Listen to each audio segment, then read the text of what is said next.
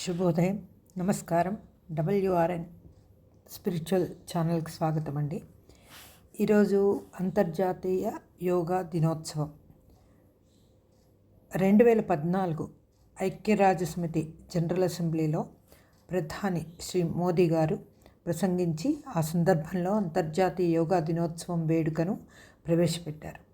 అప్పటి నుంచి యోగా ఆవశ్యకత, బలము, సమతుల్యత, ఫిట్నెస్ పెంచడంపై అవగాహన కార్యక్రమాలు నిర్వహించడంతో ప్రపంచవ్యాప్తంగా అత్యంత ప్రజాదరణ పొందిన కార్యక్రమంగా యోగా నిలిచింది.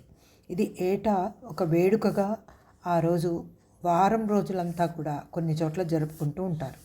శారీరక, మానసిక, ఆధ్యాత్మిక ప్రయోజనాలను చేకూర్చే యోగా పేరు చెప్పగానే గుర్తొచ్చేది ఆది గురువైన శ్రీ దత్తాత్రేయ స్వామి వారు.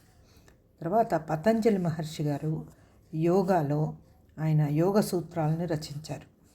వాటిలో ఎన్నో యోగాకు సంబంధించిన విషయాలను అన్నింటినీ కూడా పొందుపరిచి అందరికీ అందుబాటులోకి తెలుసుకునేట్టుగా వారు చేశారు. ఈరోజు ఆధునిక యుగంలో ఎంతోమంది యోగా గురువులు ఎన్నో రకాలుగా యోగాని ప్రచారం చేస్తున్నారు. కానీ యోగా డే రోజు మనము అన్ని స్కూల్స్లో, కాలేజెస్లో, అలాగే కొన్ని ఆధ్యాత్మిక కేంద్రాల్లో, ఈవెన్ మన మోదీ గారు కూడా, ప్రధానమంత్రి కూడా ఏదో ఒక చోటకి వెళ్ళి పెద్ద ప్రోగ్రాంలో పాల్గొని యోగా గురించి ఆవశ్యకతను వారు తెలియజేస్తున్నారు.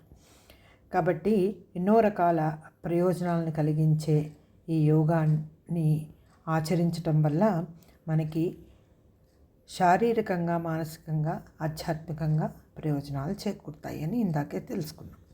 కాబట్టి ఆ యోగ సాధనని ప్రతి ఒక్కరూ ప్రతి దినము ఒక లైఫ్ స్టైల్ మార్చుకుంటూ మన దినచర్యలో ఒక భాగంగా దాన్ని గనక మనము పొందుపరుచుకున్నట్లయితే మనకి ఎంతో బుద్ధి వికాసము, తర్వాత ఏకాగ్రత కూడా కలుగుతుంది. జై గురుదత్త. థ్యాంక్ యూ అండి.